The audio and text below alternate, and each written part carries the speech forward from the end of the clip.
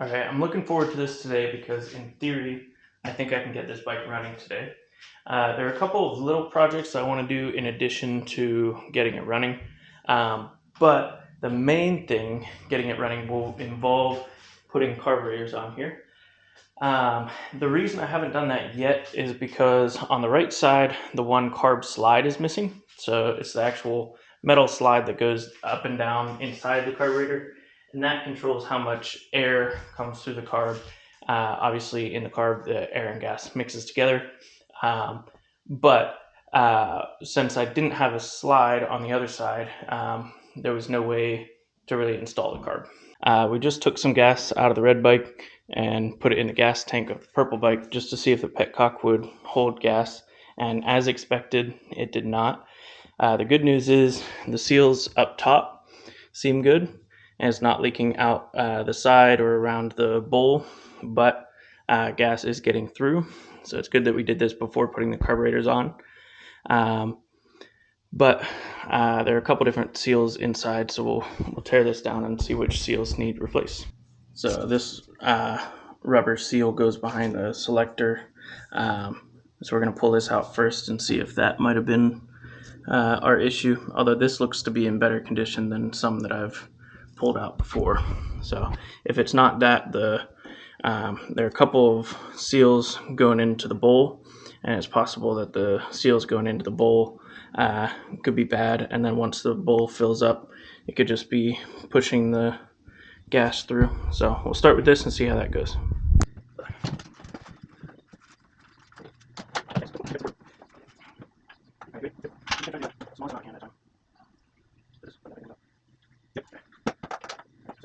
So we think we have the culprit. There were these two screws that hold the petcock up on the gas tank, and in those two holes, and you can see these, what would be O-rings. I don't know if you can see that or not, but they look to be the originals. So we have in our rebuild kit these other much fresher O-rings that we'll throw on there, and that should in theory keep the gas from coming into the bowl, which should help, although I'm noticing I need to get this hose clamp over the other side and tighten that as well. This is typically, I might just pull this off and replace that too, because I like to have that as a clear piece, or a clear hose, so when there's sediment in the gas tank, you see it down there. So anyway, two things to do. Anything but a tripod. Lazy. You can tell it's warmer in the sun because push a little gas out. Air gas. Okay, let me know. Any leaks so far? Yeah. I have a set of carbs that I'm actually going to use from the black bike. I have carbs for this bike, so I will be getting a slide in the mail that I will be able to use with the carbs that came with this bike. But until I receive that, I'm just going to use the slides and the carb, or the pair of carbs from the black bike. So in addition to that, there are like 3 other projects I want to do. I did get this new part, new as in used, but this is a much shinier, much better condition chain guard. This chain guard, I wanted to just clean this one up and keep this one, but there's little bits of the chrome flaking off, so I don't know exactly how well I could clean this up. In addition to that, I have exhaust pipes that I'll eventually put on here that will be a little bit shinier, so it'd be nice that all the parts will look shiny. Overall, the bike is in really good condition, so I'd like the chain guard to match that.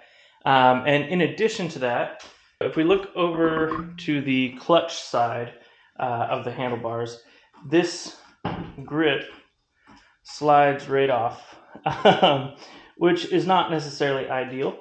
So I also picked up some grip glue that I'm going to try using. I've never done that before, but if it's as easy as it sounds, I should be able to put a little bit of the grip glue on, slide this on, and it should stay in place. So I'll show you what that looks like. So this is the brand that I got. Honestly, I was just looking at the reviews on Amazon, and Pro Taper had some pretty good reviews. So we're going to try that.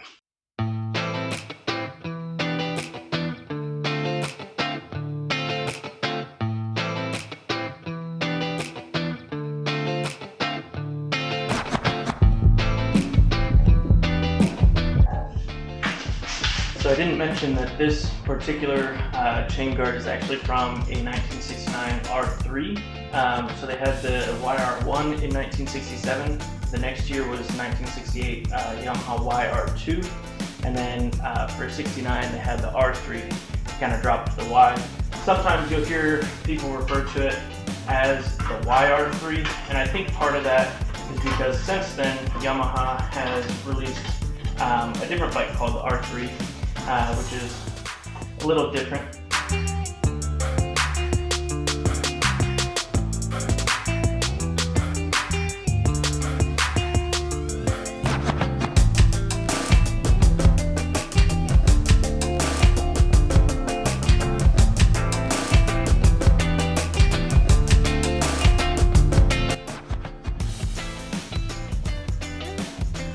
All right, looks a little nicer.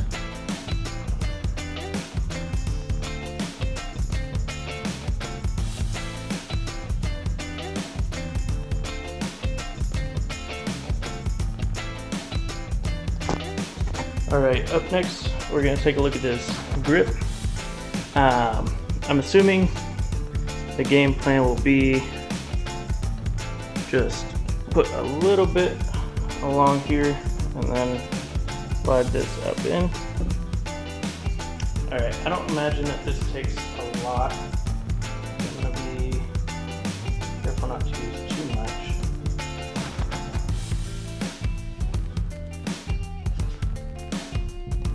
As I proceed to use quite a bit.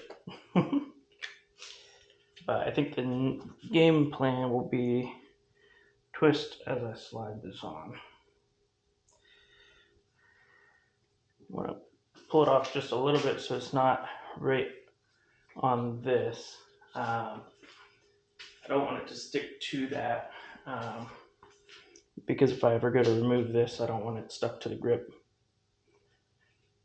So we'll try about like that. All right, so a couple things here. First of all, as you can see, this here is the throttle cable. To get the cable out, it runs through here. You compress this slide, and then you can allow that cable to run up through here. Pull the spring up over top, and this is pretty consistent with most carburetors. But yeah, so yep, pop that through there, and then kind of let it feed through. Oop. And then here's your slide, and here's your cable. This normally is more stuck up like that, so hopefully that's not an issue, but we'll see. Now what we want to do is we want to use the slide that's already in this carburetor because I pulled it right off the other bike. So as you can see, this slide is still in here. So I'm going to take this cap off, pull the slide out, and then we'll put the cable down through. Put this through.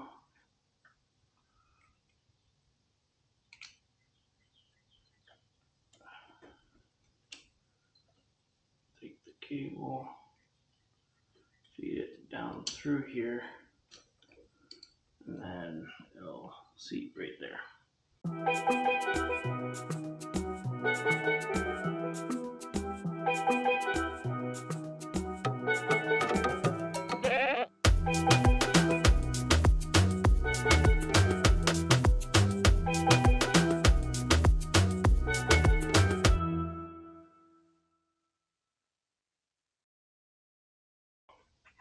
There we go.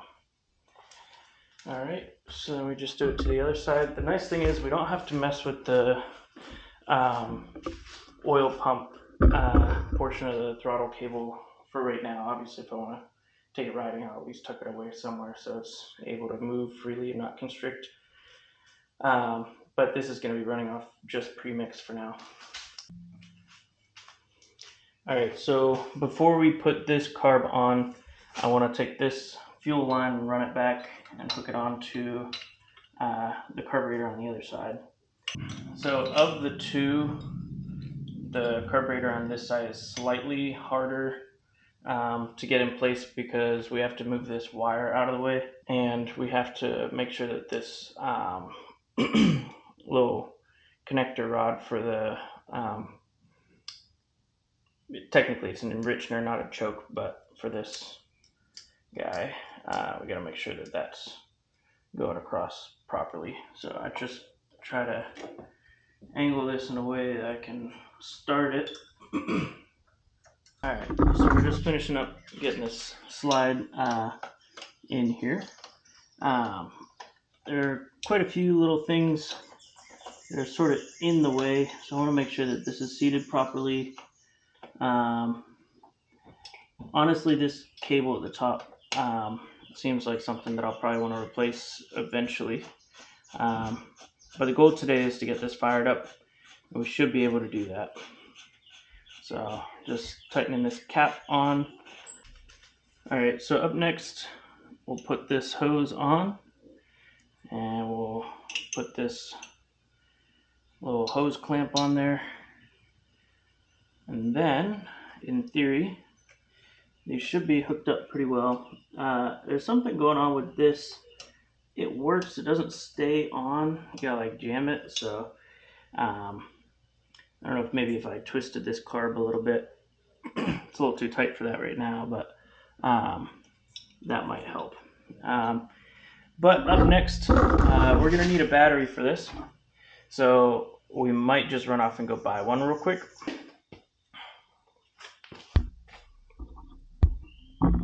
Alright, so I got a new battery. It's a new style, but it's roughly the same size. It's 12 volts and it's 6 amps. I think it had to be at least 5 amps. So we'll try this out. Alright, so camera's overheating here a little bit, but we have the new battery in with the zip tie solution here, although I don't know, it's probably fine that there's a little bit of flex there. So now we're going to install these positive and negative terminals, and then in theory we should be able to try kicking the bike over. So up first we're going to check and see if the headlight fires up, although sometimes it won't until the bike's running. So let's see how it's wired here. Alright, headlight works, and we have a I don't know if that's choke or cold. I think that's cold. Let's see. So if this goes well, you'll hear it fire up and blue smoke will come out the exhaust. If it goes poorly, we could have a leak of gas through the carbs. If there's an issue with the floats on one side or the other, it could leak gas out the bottom. We know that there's not an issue with the petcock, so if that is the case, we'll have to pull the carbs out and pull the needles out of the floats. But anyway, we're gonna give it a good shot here. We'll see what happens. Actually, I might throw the seat bolts on real quick. All right, so we should be ready here. First things first, we want to put the fuel on, and I believe our petcock is working properly, but it might be a little low on, might be out of gas, so maybe not was right about that. That was a blue truck that looked like this. Could be.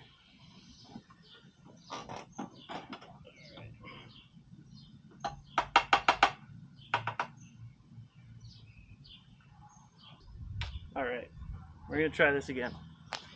So put the gas to on, and you'll see that it's actually going in this time. Hopefully it doesn't go straight out. I don't know how many kicks it'll be if it does start, more than one. And I don't know if I should have the enricher on or off.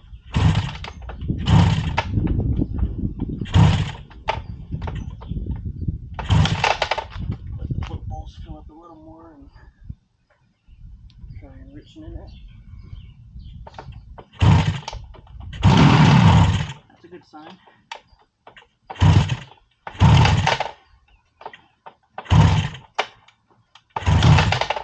Some lumps to go. And maybe it's ready to not be enriched.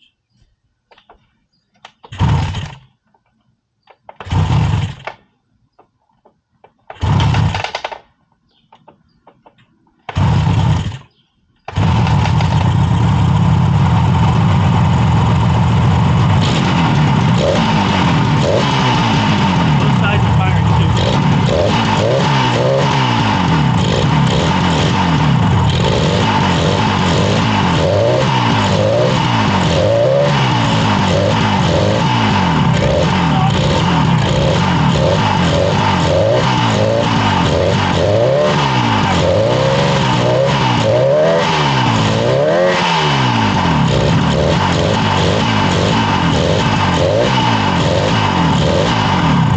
Alright, so from here we can adjust all kinds of things, but it ran. Good job. Thanks.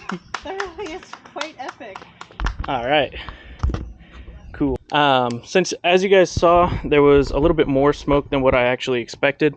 Unlike some of the other bikes, this one is running only off of premix. The blue one is as well right now. But since it's only running off premix and I don't have oil coming in through the auto lubrication pump, I shouldn't expect quite that much smoke coming out the back. So I think we should be able to adjust these air fuel mix screws on each side, which should help it run a little bit better. So I'm going to try that. If that's not the case, it's also possible we could have like a clogged pilot jet or something like that, or clogged main jet, but I don't think we do. So one thing at a time.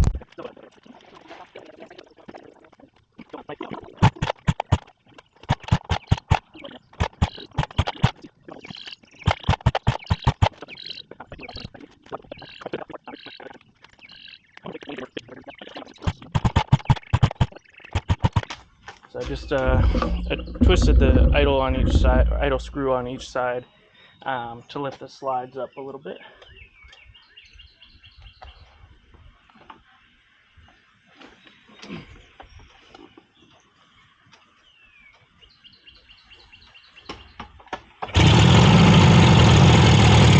That's a little better.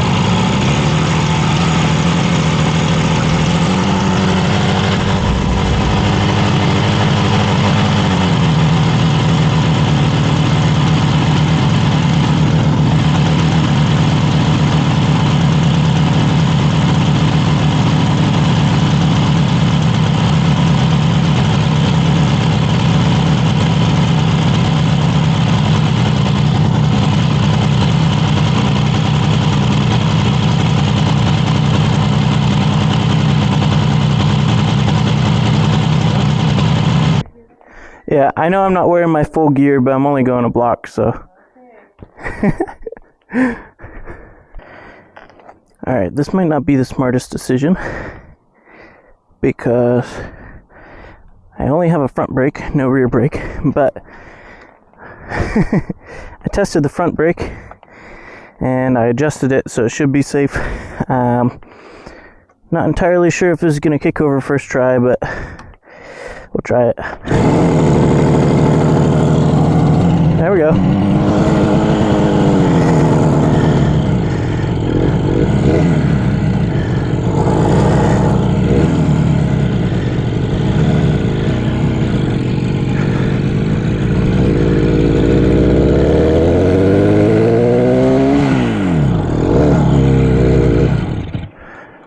All right. Brake works great. So we'll fire it over again.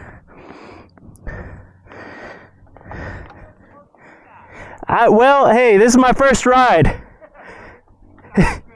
Yeah.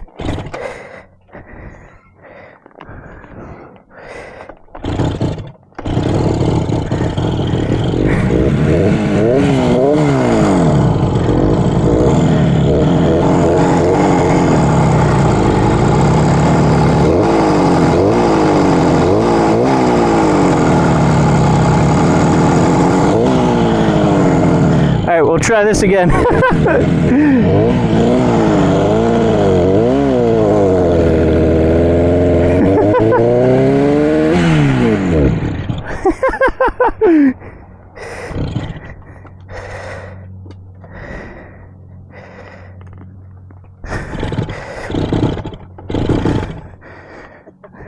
Give it a little extra gas. It likes more gas.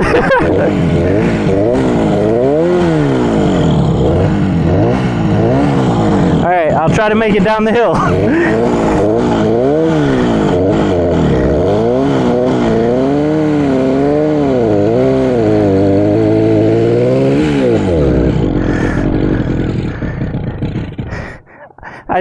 Honestly, I'll probably bump start it this time. Maybe not. Walk of shame. I know. Well, it wasn't even running at all this morning, so it's progress.